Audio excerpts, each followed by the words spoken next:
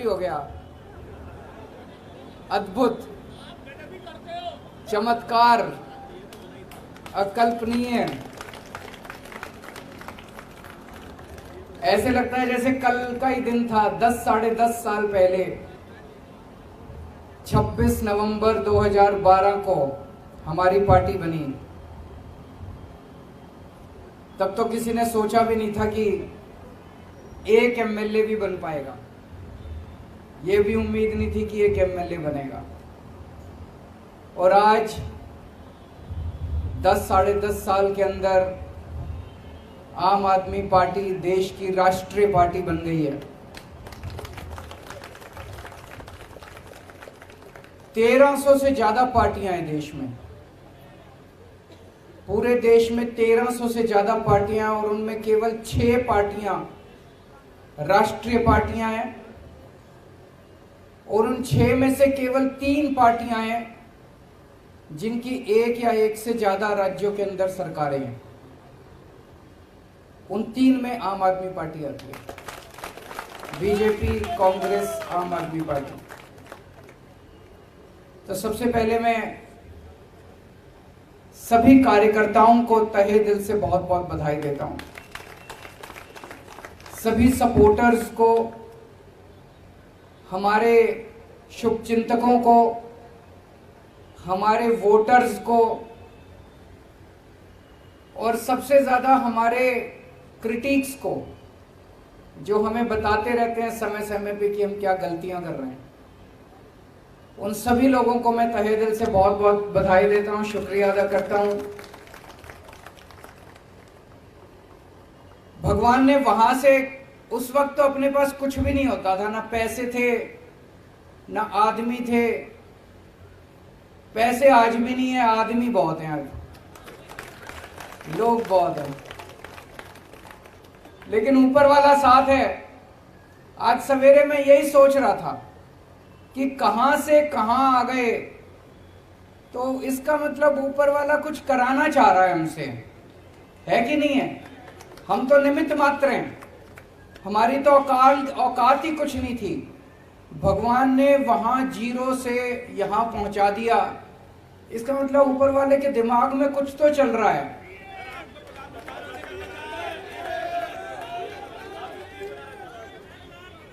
ऊपर वाला कुछ तो हमसे, देश के लिए कुछ तो कराना चाह रहा है।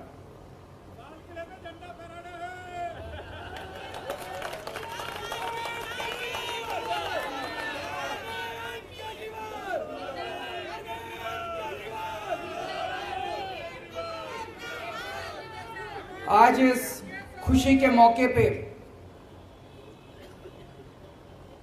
मनीष जी की और जैन साहब की बड़ी याद आ रही है।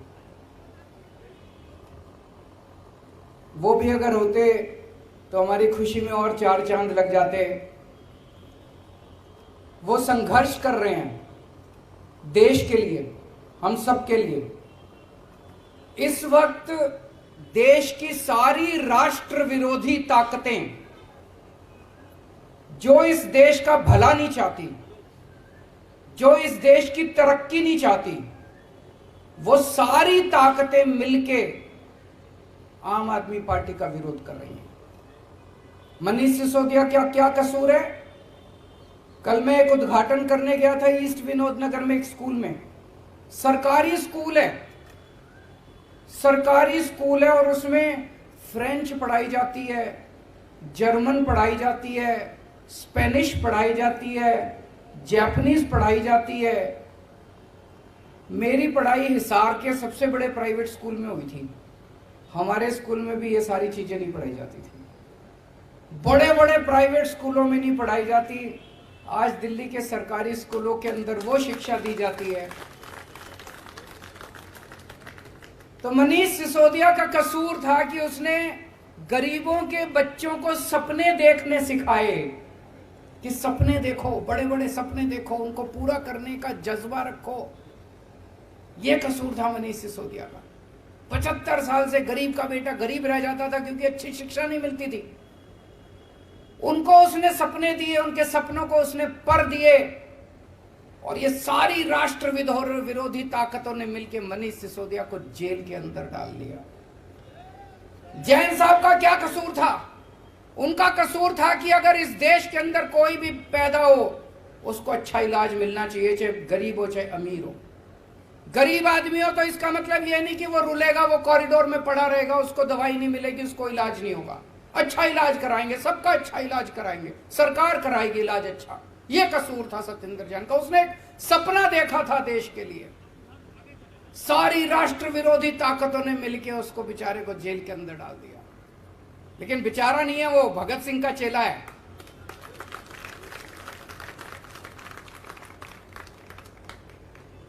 तो ये सारी राष्ट्र विरोधी ताकतें आम आदमी पार्टी को रोकना चाहती है, लेकिन ऊपर वाला हमारे साथ है।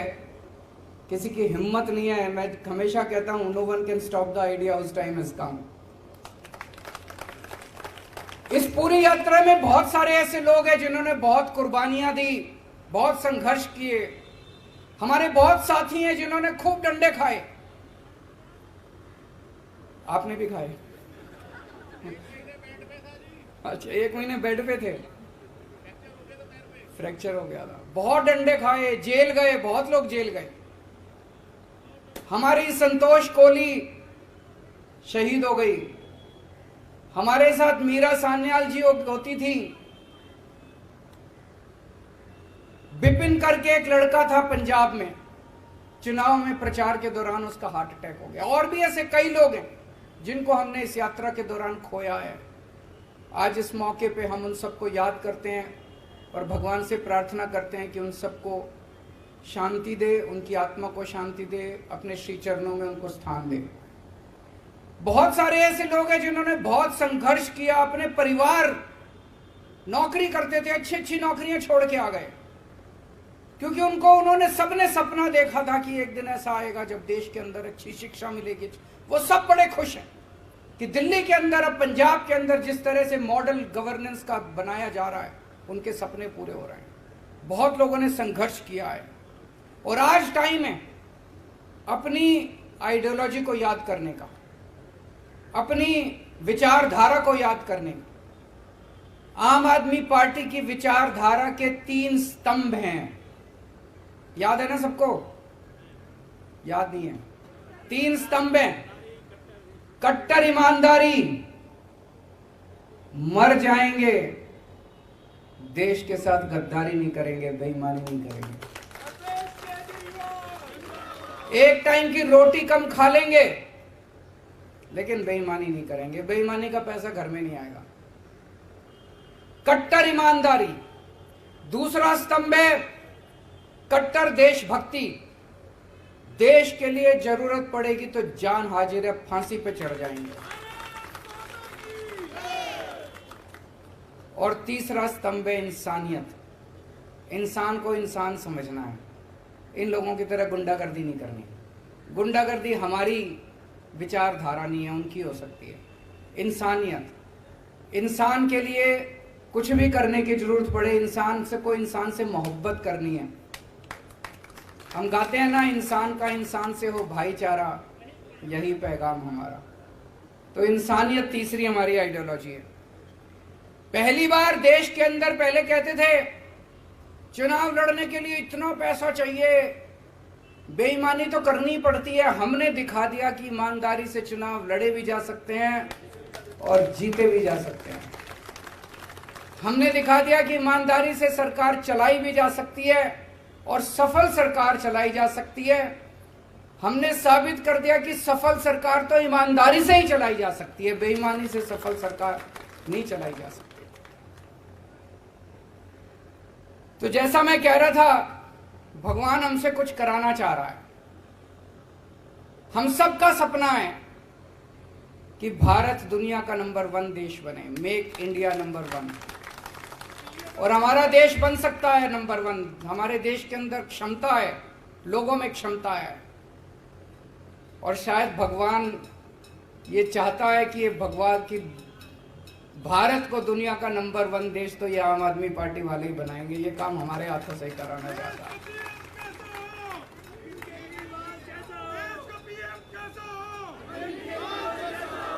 देश की राजनीति के अंदर राजनीति को एक नई दिशा दी है। अभी तक जब भी ये लोग चुनाव में आते थे, केवल और केवल गुंडागर्दी, गाली गलौज, उसने उसको गाली दे दी, उसने इसको गाली दे दी, उसने उसको कुछ कह दिया, उसने इसको कुछ कह दिया। टीवी वाले आते थे, जी उन्होंने आपके बारे में ये बोला, आपको क्या कहना है? अरे बोलने दे, क्या हमको क्या लेना देना किसी ने क्या कहा हमारे बारे में। बस यही चलती थी राजनीति। इसने ये बोला जी आपके बारे में, आपको क्या कहना है? उसने ये बोला जी आपके बारे में, आपको क्या कहना है? जाति के नाम पे, धर्म के नाम पे पहली बार इन सबको, सबसे बड़े नेता को एक फर्जी क्लास में ले जाके बिठा दिया हम लोगों ने।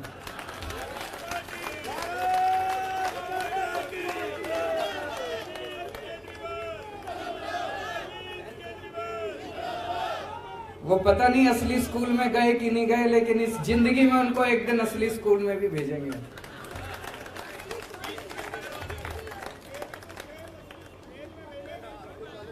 पहली बार देश की राजनीति में स्कूलों की बात होने लगी है। जहां हम जाते हैं चुनाव लड़ने, वहीं पे सारी पार्टियां स्कूलों की बात करती है, अस्पतालों की बात करती है, मोहल्ला क्लिनिक की बात करती है। सुन के अच्छा लगता है। यही तो होनी चाहिए राजनीति। असली राजनीति तो यही है कि स्कूल की बात हो, राजनीति, पानी की बात हो, बिजली की बात हो। अब सारी पार्टियां कहती है बिजली फ्री दे, देती नहीं है, कहती तो हैं, कहलवा तो दिया सबसे। अमित शाह जी ने भी एक, मेरे को याद है कहीं बोला था, वेस्ट बंगाल में जाके बोला था हमारी पार्टी की सरकार बनी तो इतने यूनिट बिजली फ्री, कहलवा सबसे दिया, करवा भी देंगे सब लोगों से धीरे धीरे।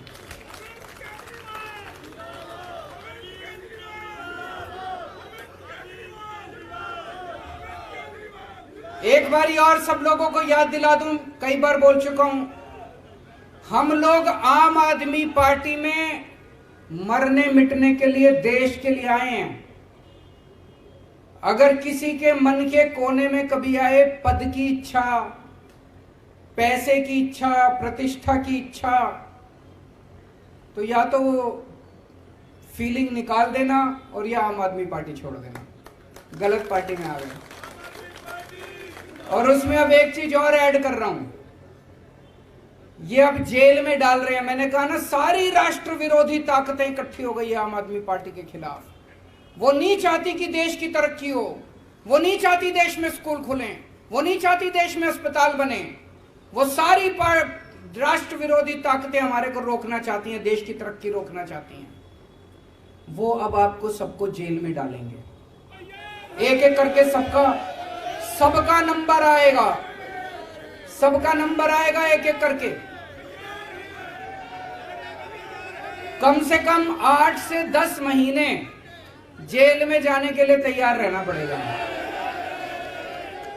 उससे ज्यादा नहीं रखेंगे, क्योंकि कुछ करा ही नहीं, फिर उसके बाद तो बेल वेल मिल ही जाती है।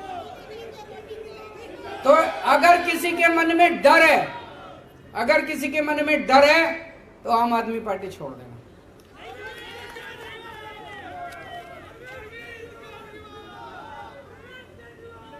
जैसा मैंने कहा, आज 2 किस्म की राजनीति देश के अंदर चल रही है। एक पॉजिटिव राजनीति, आपने देखा होगा दिल्ली के अंदर हम चुनाव लड़े, हमने कभी किसी को गाली नहीं दी।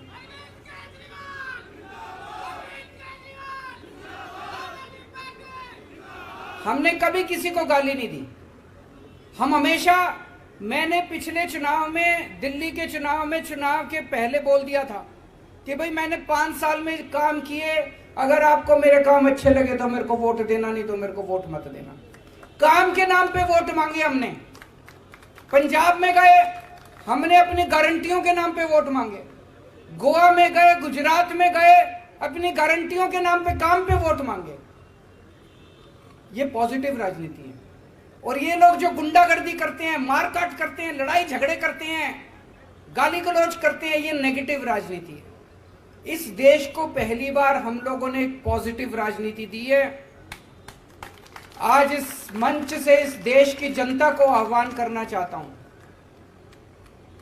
कि भारत को नंबर 1 देश बनाने के लिए आम आदमी पार्टी के साथ जुड़िए। और आम आदमी पार्टी से जुड़ने के लिए एक नंबर दे रहा हूं, उस नंबर पे जो जो लोग देश भर में, आप तो जुड़े हुए हैं, आपको करने की जरूरत नहीं है, इस पे मिस कॉल मारें जो जो देख रहे हैं। 9871010101 9871010101 इस नंबर पे मिस्ड कॉल मारें आम आदमी पार्टी से जुड़ने के लिए। और अंत में भगवान से प्रार्थना करता हूं कि अगर इस देश की सेवा के लिए ये जान चली जाए तो अपने को बहुत सौभाग्यशाली समझूंगा। इस शरीर का कतरा कतरा, मेरे शरीर के खून का कतरा कतरा इस देश के लिए अगर शहीद हो जाए तो अपने आप को बहुत सौभाग्यशाली समझूंगा। देश के उन सब करोड़ों लोगों को सलाम जिन लोगों ने इतने कम समय में आम आदमी पार्टी पे इतना विश्वास किया, इतनी बड़ी हमको जिम्मेदारी दी। राष्ट्रीय पार्टी बनने की जिम्मेदारी कोई छोटी जिम्मेदारी नहीं है, बहुत बड़ी जिम्मेदारी है। ऊपर वाले से प्रार्थना करता हूं कि ये जिम्मेदारी पूरी ईमानदारी और निष्ठा के साथ हम लोग पूरी कर पाएं, ऐसा हमें ताकत दें, हमें सद्बुद्धि दें। बहुत बहुत शुक्रिया। भारत माता की। सभी लोग अपने अपने स्थान से एक बार खड़े हो जाएंगे, हम लोग राष्ट्रगान के लिए खड़े होंगे। सभी साथियों से अनुरोध